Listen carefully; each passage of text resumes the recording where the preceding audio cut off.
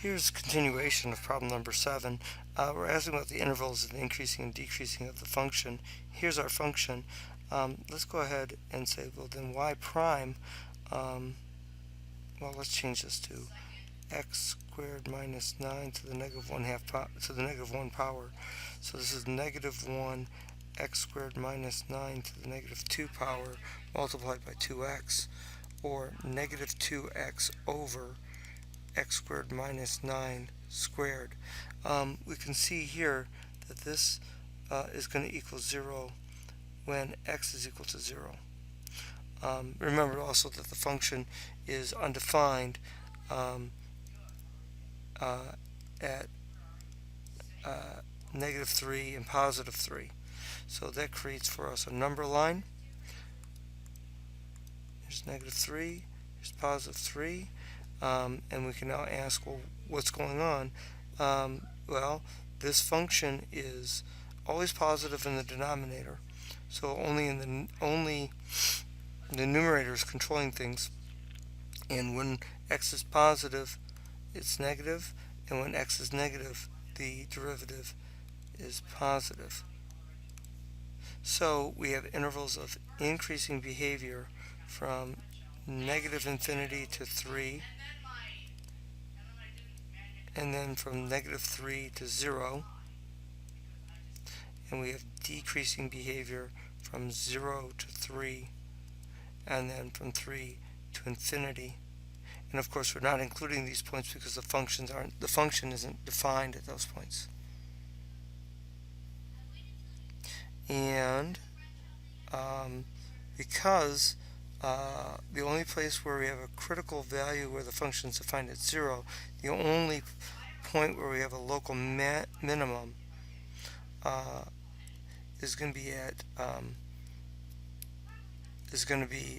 when x is equal to 0, which is the point 0, what do we say, 0, negative 1/9. And that's going to be a local minimum because y prime is equal to 0 at x equals 0, and y prime goes from this is going to be a local max, goes from positive to negative at x equals 0.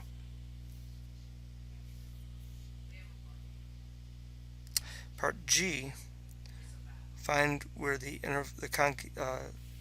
function is concave up or concave down. Let's remind ourselves our function is 1 over x squared minus 9, and that y prime we just determined was negative 2 over x squared minus 9 squared.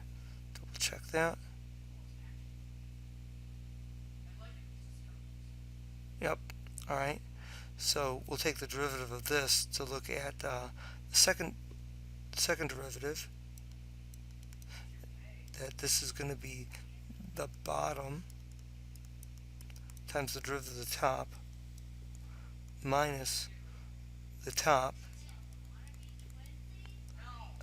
times the derivative of the bottom, 2 times x squared minus 9 to the first power times another 2x, and this is going to be all over the bottom squared, so that would be to the fourth. Let's clean that up a little bit. We're going to get, I guess we'll have to expand that, x to the fourth minus 18x squared plus 81 multiplied by negative 2 plus 8x squared times x squared minus 9, again all over x squared minus 9 to the fourth. So that's going to be negative 2x to the fourth plus 36x squared minus 162 plus 8x to the fourth minus 72 x squared, and again all over x squared minus 9 to the fourth. So we end up with 6x to the fourth minus 36x squared minus 162 all over x squared minus 9 to the fourth. So where does that equal to 0?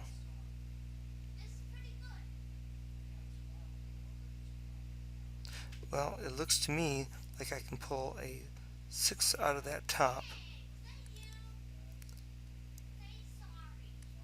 and say x to the fourth minus 6x squared minus, and 162 divided by 6 is going to be 2, 12, 4, 42, 27.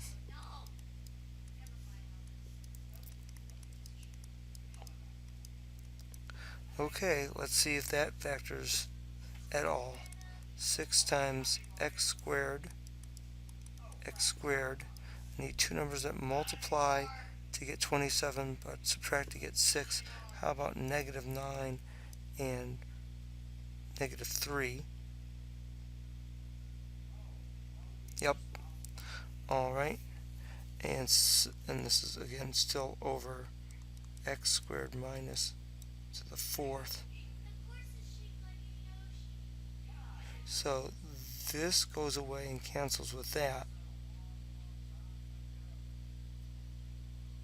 And this factors as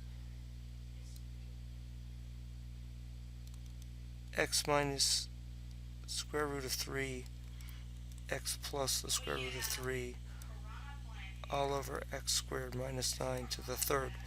Alright, so our y double prime has two places where there's a 0. We also know that there's an undefined at 3. So in the center here, it looks like our derivative would be, our second derivative would be negative, positive in between root 3 and 3, and as we get really, really big, we're back to positive and positive.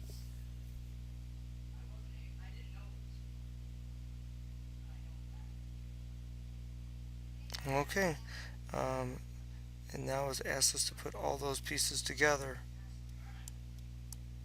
Let's go back up to the top. And what did we learn at the beginning? It's not defined at 3 and negative 3.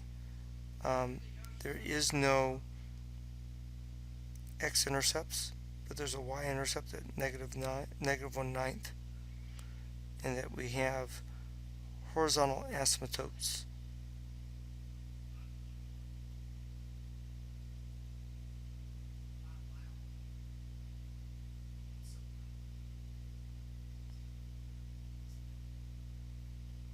At 3 and 3. So let's put all those things in there.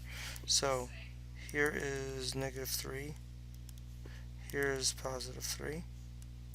And here is where we are at negative 1/9. Alright. We are decreasing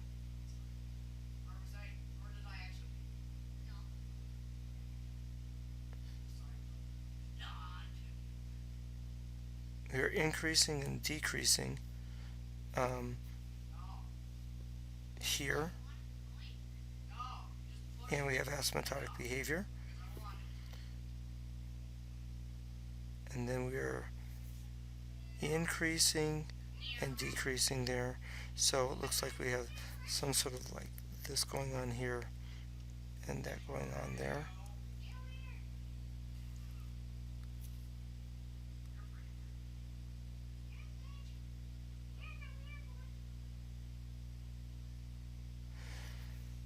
And that's not consistent with That's not consistent with our concave up, concave down behavior because it looks like it's concave down everywhere.